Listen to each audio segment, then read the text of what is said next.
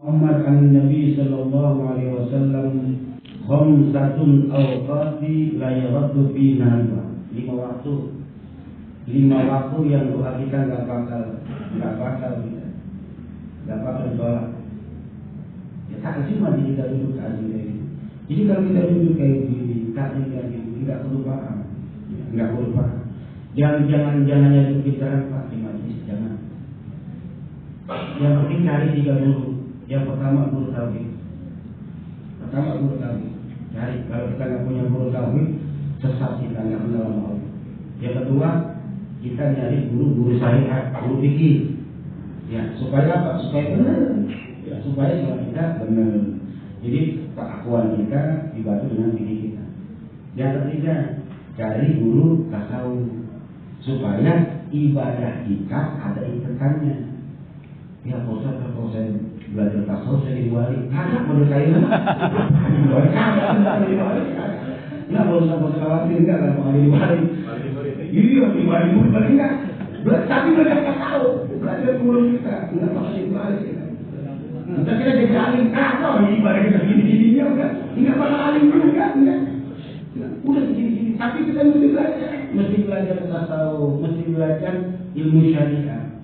Jamaah sekalian, kalau Al-Quran mengatakan di dalam Al-Quran surat Al-A'raf ayat 205, Fazkur Rabbika fi nafsika, ingat kita dalam diri kita. Wallazina, orang-orang iza qalu, yang telah mengatakan Allahu Rabbuna, Allah itu Tuhan kami.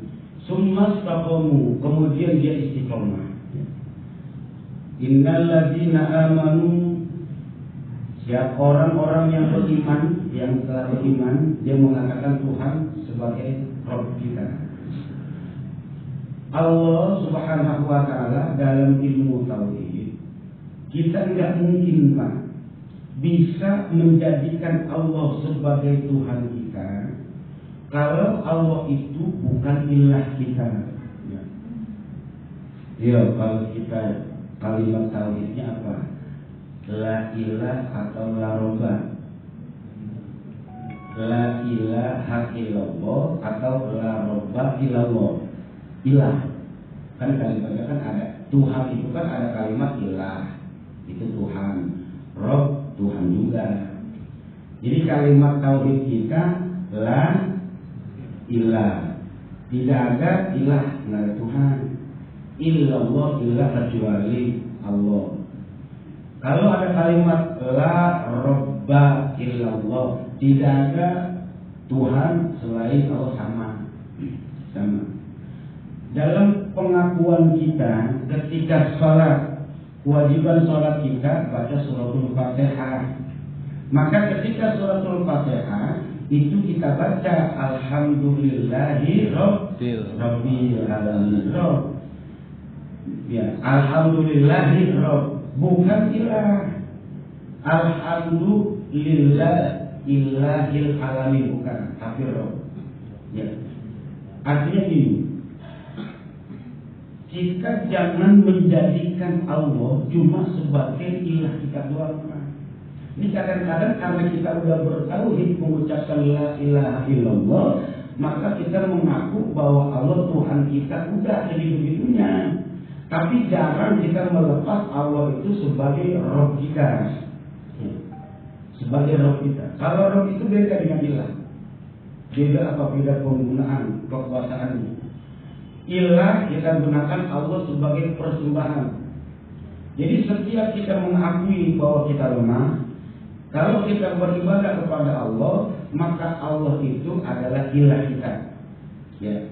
Jadi kalau kita merasa lemah, kita beribadah, kita sholat, kita puasa, kita beribadah kepada Allah, sujud kepada Allah, berzikir kepada Allah, maka Allah itu adalah ilah kita.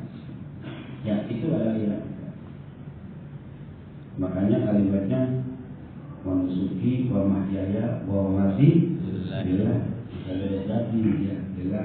Jadi itu Allah, itu ilah kita. Tapi kalau ini kita enggak barengin dengan Rabb, Allah itu Rabb kita, itu susah. Contohnya gini, Rabb itu itu yang menguasai keadaan fisik, itu roh.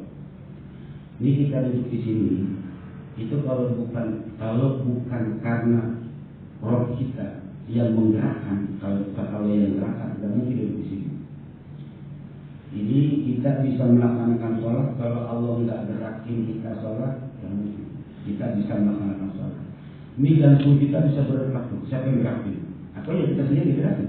Itu Allah. Oksigen kita isap bolak-balik sirkulasi, itu siapa yang gerakin? Allah. Nah, yang menggerakkan tubuh kita itu namanya roh. Ya, itu namanya roh. Jadi siapa roh kita? Allah. Yang kita sembah siapa? Allah. Kalau kita punya permasalahan-permasalahan, maka semuanya itu Allah yang menyelesaikannya, maka enak ibadah kita. Ini kadang-kadang ibadah kita jauh panggang dari api, karena ketika kita dalam hidup, Allah jauh kita jadikan roh. Itu tahu kita begitu, model tahu itu. Jadi tahu kita model kayak gitu supaya kita kuat. Bedain antara ilah sama roh. Itu tahu kita. Nah, pikirnya kita sholat kita, puasa kita, semuanya itu buat ikat supaya kenal lebih jauh kepada Allah. Antara kalau kita kenal sama Allah, maka kita harus berbuat sesuatu atas perintah Allah. Sama juga kita kenal sama orang, kalau kita nggak nyapa juga percuma.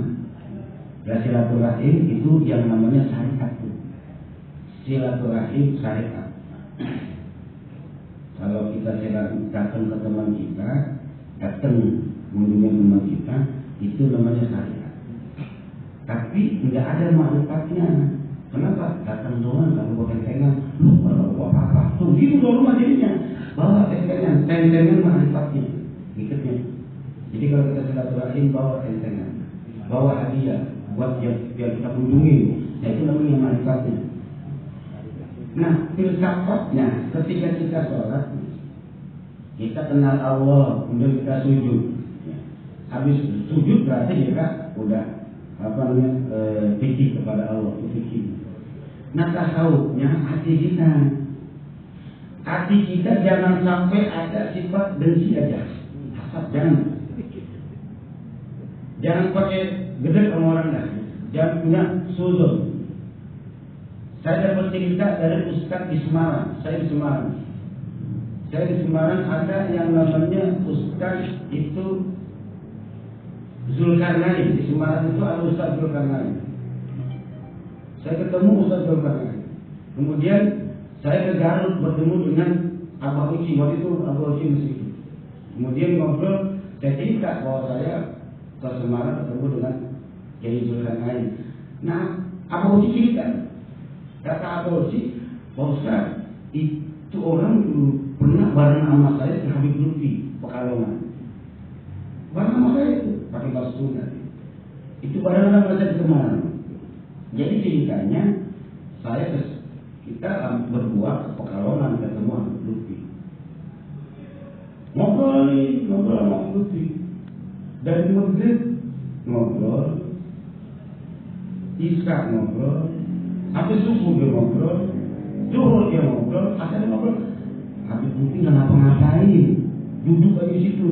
Kata Kiai Zulkarnain, ini katanya wah, semboyan begitu modelnya.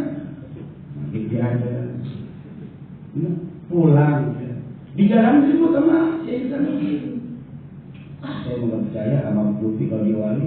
Saya ngobrol nggak, saya sembahyang dia duduk. Saya sembahyang kita, dia mesti duduk, tidur. Subuh saya udah sholat subuh keluar, dia mesti duduk, masih merokok, masih duduk gitu. Kadang-kadang kita, dia keluar, dia mesti duduk. Bahkan nggak percaya. Besok aja saya ajak lagi, ada urusan sih, udah besok teman lah, main lagi. Itu yang kedua, itu cerita ketika Isa itu karena udah dalam hatinya udah susun, satu kali udah susun. Kata Habib Lutfi, Pak Kiai, saya kelupaan asbak, tolong ambil asbak saya di kamar. Itu Kiai Zulkarnain ngambil asbak di kamar. Pas di kamar dia lihat Habib Lutfi lagi sholat.